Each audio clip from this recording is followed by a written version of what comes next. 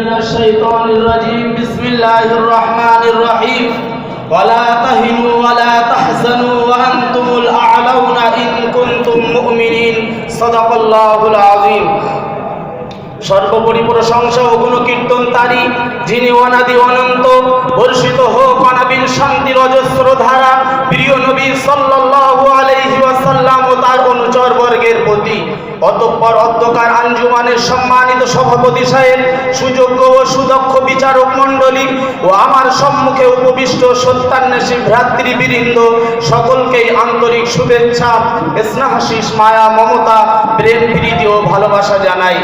বন্ধুগণ, আজকে আমার বক্তৃতার বিষয়বস্তু হলো বর্তমান সমাজে মুসলিম সমাজের দুর্দশা ও তার সমাধান রাসূলের আনুগত্যে।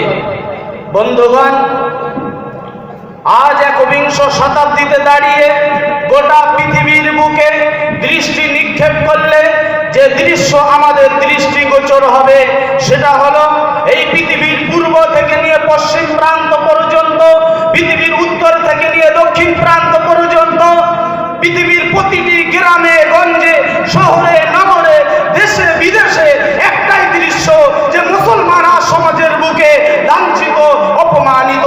মুসলমান আজ দিল্লির বুকে, কাশ্মীরের বুকে, শাহিনবাগের বুকে, চীনের বুকে, মায়ানমারের বুকে, গুজরাটের বুকে অত্যাচারিত, নির্যাতিত, নিষ্পেষিত, আহত ও নিহত।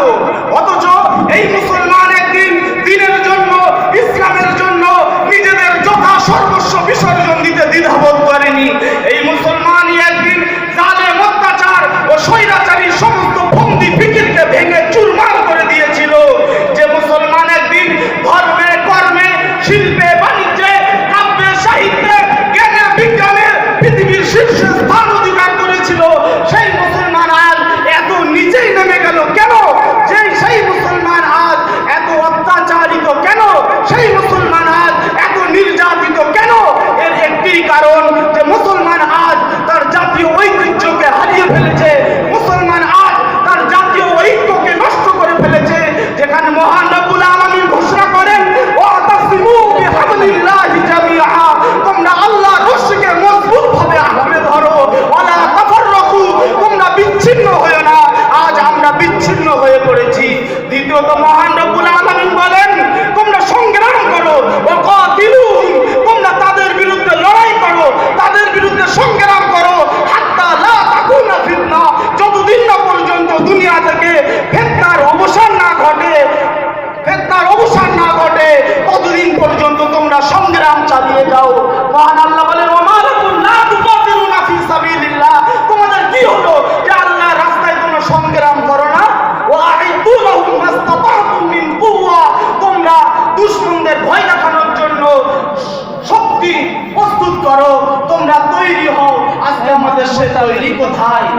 বন্ধুগণ, তৃতীয় নম্বরে মহান রব্বুল আলামিন বলেন, ওয়ালা তাহিনু, তোমরা মনোবল হারিও না, হিম্মত হারিও না, ওয়ালা তাহজানু, তোমরা চিন্তিত হয়ো না, ওয়া আনতুমুল আ'লাউন, তোমরা এত উচ্চ আসন অধিকার করতে পারবে, ইন কুনতুম মুমিনিন, যদি তোমরা পূর্ণ মুমিন হতে পারো। আজকে যদি পূর্ণ মুমিন হতে চাই, পূর্ণ আনুগত্য করতে হবে। মহান রব্বুল আলামিন বলেন, মান ইউতিউর রাসূলা ফাকাদ আতা আল্লাহ, যে আমার রাসূলের আনুগত্য করলো সে আমি আল্লাহ আমারই আনুগত্য করলো। আপনি লক্ষ্য করেন হযরত আব্দুল্লাহ ইবনে উমর রাদিয়াল্লাহু আনহু কেমন আনুগত্য করেছিলেন।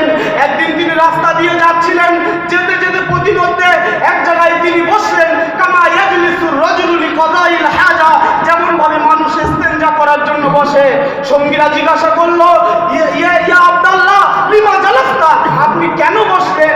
তিনি বলেছিলেন, ইন্না হাবিবি সাল্লাল্লাহু আলাইহি ওয়াসাল্লাম কামা ইয়ামুরু বিহাদা তরিকি ইয়াওমান, আমার হাবিব সাল্লাল্লাহু আলাইহি ওয়াসাল্লাম একদিন এই রাস্তা দিয়ে যাচ্ছিলেন, ওয়া আনা মাহু, আমি তার সঙ্গে ছিলাম, ফাকাদাল হাজাতা ফি হাদাল মাকাম, এই জায়গায় আমার হাবিব সাল্লাল্লাহু আলাইহি ওয়াসাল্লাম তিনি ইস্তেনজা করেছিলেন, কামা আমিলতু কামা আমিলা রাসূলুল্লাহ সাল্লাল্লাহু আলাইহি ওয়াসাল্লাম, আমি তো আমার রাসূল যে আমল করেছিল সেই আনুগত্য আমি করলাম।